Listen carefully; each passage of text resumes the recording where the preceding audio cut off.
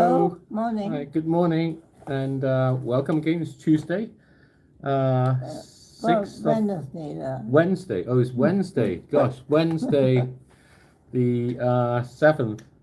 No, Yeah, 7th of January. Yep, Wednesday. So I'm here with my mum, reading my book, Thriving at Nature's Pace. So apologies a bit late this morning. That was my bad.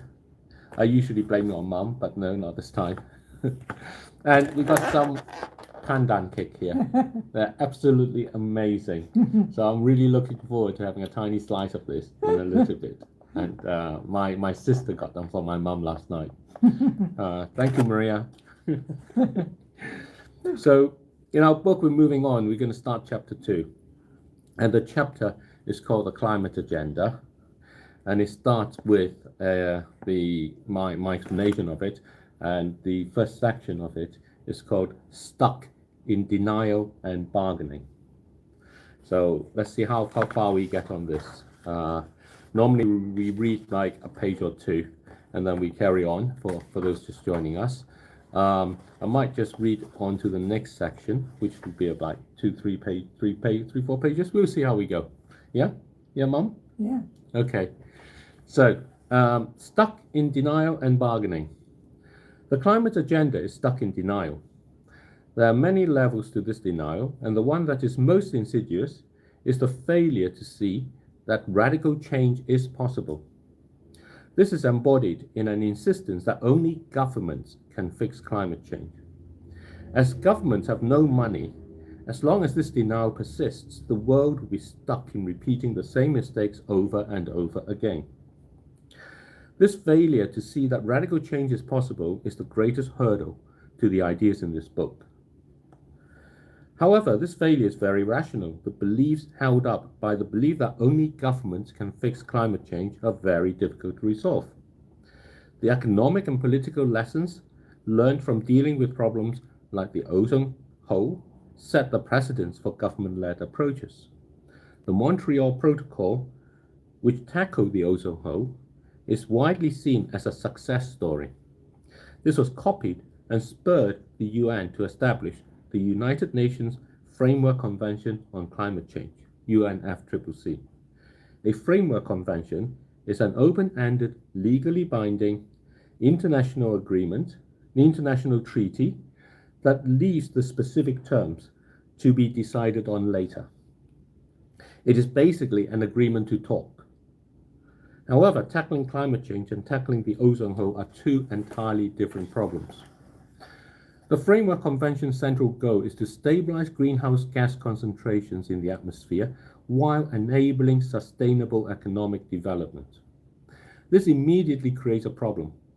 Tying sustainable economic development with anything is a mistake.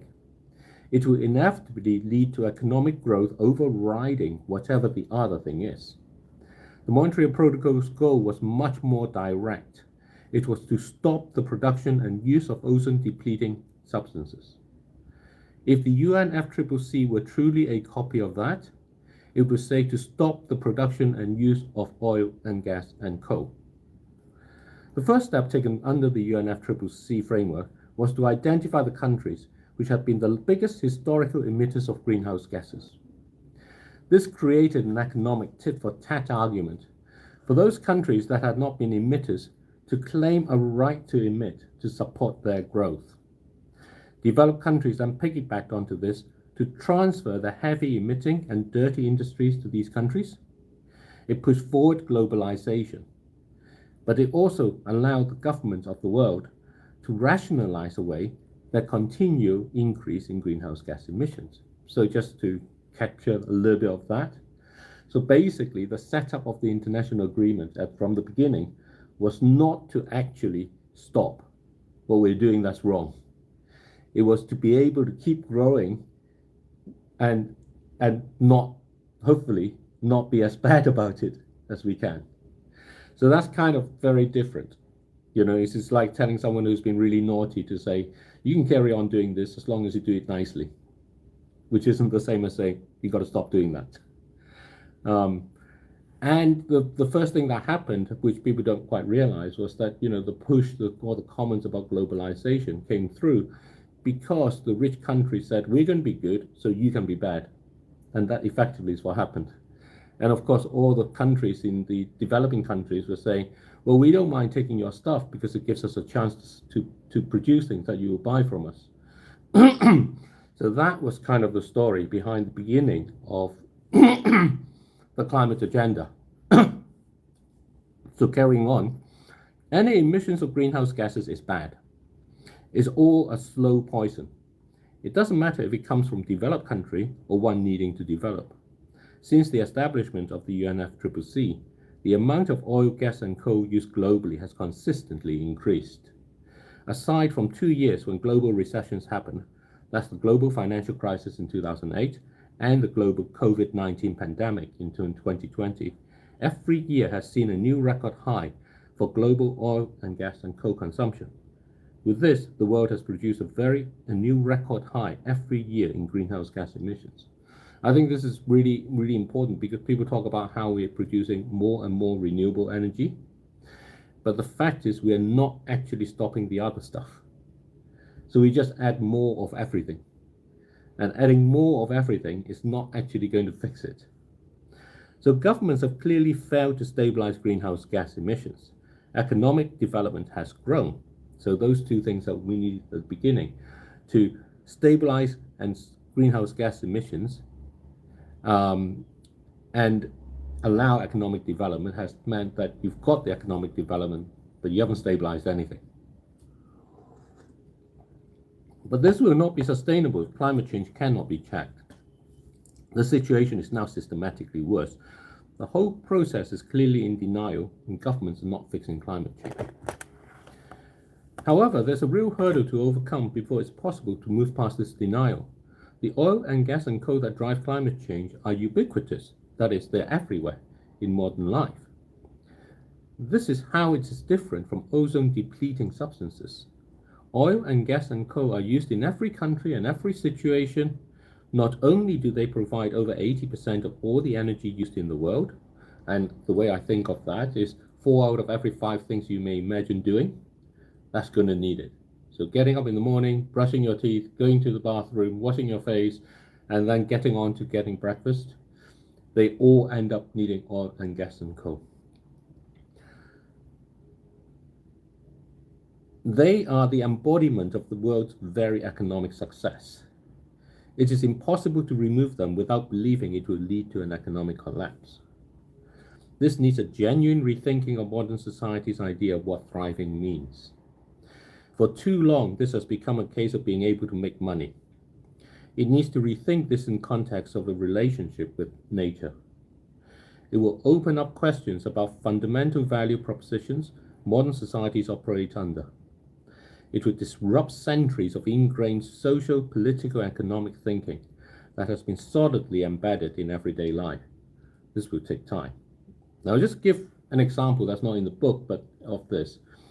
A few years ago, I went to see a school with my daughter. We were looking for a good secondary school. And the head of this good secondary school asked the children there, what do you want? Why do you want to come here? And this little boy put his hand up, I'm here, she's 10-year-old, and he says, I want to come to your school because you're a good school, and that means I'll get good exams, and I'll be able to go to a good university, and I'll be able to get a good job. And that's the idea that people think about the whole thing. But along that whole chain, they all need all of this oil and gas and coal. It's all a path that has been set.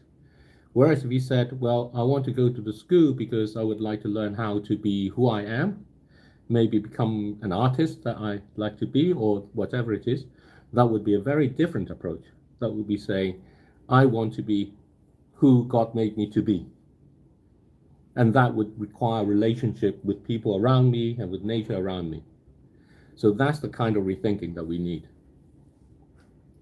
The first indication that such rethinking is necessary were already present over half a century ago. The first Earth Day, which took place in 1970, was organized to make the same point. Modern society's relationship with nature is broken. The publication of the Club of Rome seminal work, The Limits to Growth, raised questions about the fundamental sustainability of the operating economic model. This has since been followed by other works addressing how modern society should thrive. And those works basically said, look, the world is so big, you can't keep pushing it. You're going to run out, basically. However, all these ideas still rely on a model of governance based on the sovereignty of nations. They put the power to change firmly in the hands of governments. Unfortunately, sovereign governments will always put the interests of their own country first. This is what they are mandated to do. This is problematic when it comes to genuine global limits. So just this week, we have seen the US going into Venezuela. And this is the US putting its own interests first. And we're always going to see that.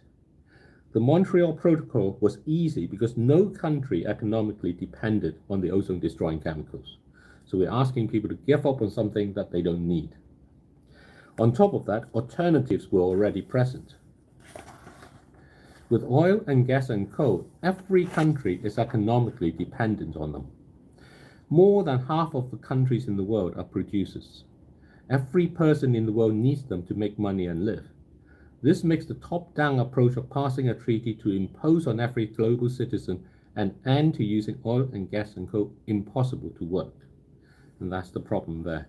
Maybe we'll just stop there today. So we're going to just stop here. So we started by saying how we rely on governments to try and do something about the climate situation. But the fact is, governments are never going to be able to do this because they need the situation to continue for them to stay in government. So, Mum, what do you think?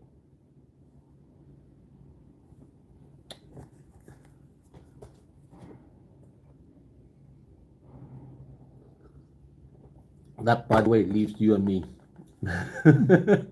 That's who we're left with. Okay. So we're going to share a bit of the pandan cake.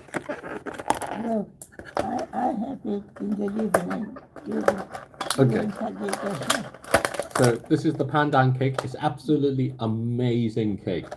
It is an Asian cake, Chinese cake, and it is made with these sort of very fragrant leaves. So, and it's green, which is amazing in color. Well, my favorite. So I'm just going to cut that, and just to finish off, share that with you as well. Here you go, pandan cake, and my book, Thriving at Nature's Pace. So hope you enjoyed it. And we'll see you again tomorrow. Bye-bye. Bye. You want to say bye, Mum? Yeah, bye. Yeah. Yeah. Okay.